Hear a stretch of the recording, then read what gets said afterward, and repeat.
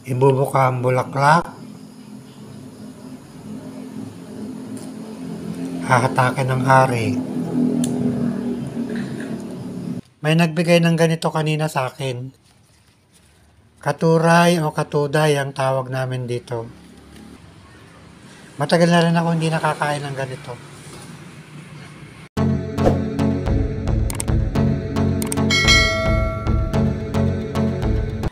Welcome to my vlog. Dito lang ako sa loob at labas ng bahay.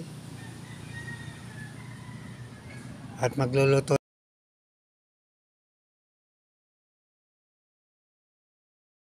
Matagal na rin ako hindi nakakakain ng ganito.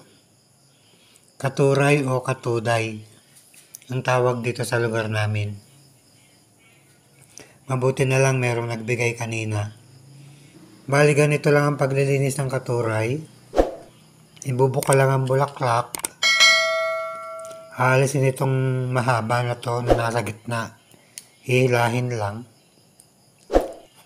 Tapos okay na. Pwede rin ihiwalay itong itong balat. Pero okay na itong ganito. Ilalaga na 3 minutes lang siyang pakukuluin. Dito na ako nagluto sa kalan na kahoy. Nailaga ko na kanina ito.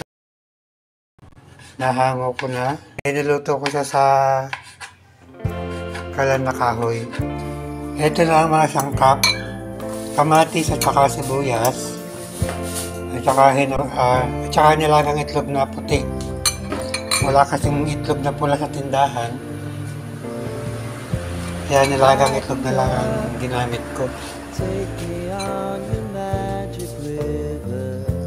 Ang katuray maraming benefit sa ating kalusugan. Meron tong vitamin C, nakakatulong sa pagpapalakas ng ating immune system. Nakakatulong sa mga low cholesterol. Meron din siyang antibacterial. Nakakatulong siya sa paghilom ng sugat. Yung katas ng dahon, ipapahid lang para malinis ang sugat. Para mas mabilis humilom.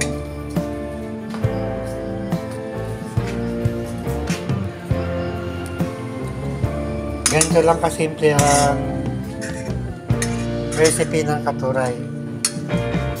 Ito yung tinatawag ng ensaladang katuray. I-mix lang natin yung mga ginayat na kamatis at sibuyas.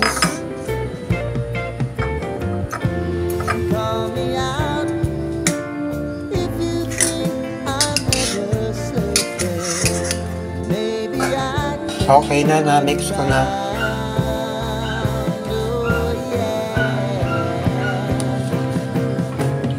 Lagay na natin yung mga itlog.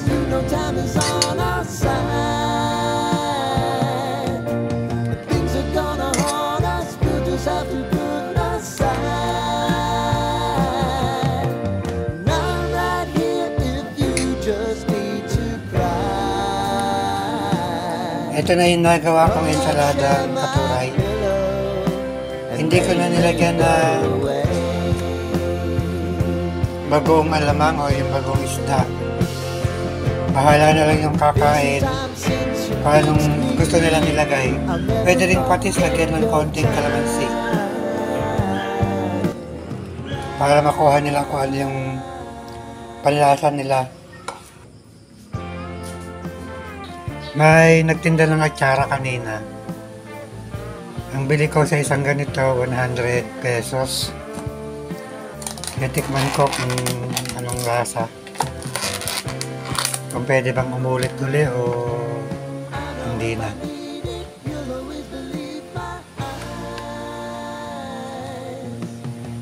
Mabango siya, mukhang masarap naman.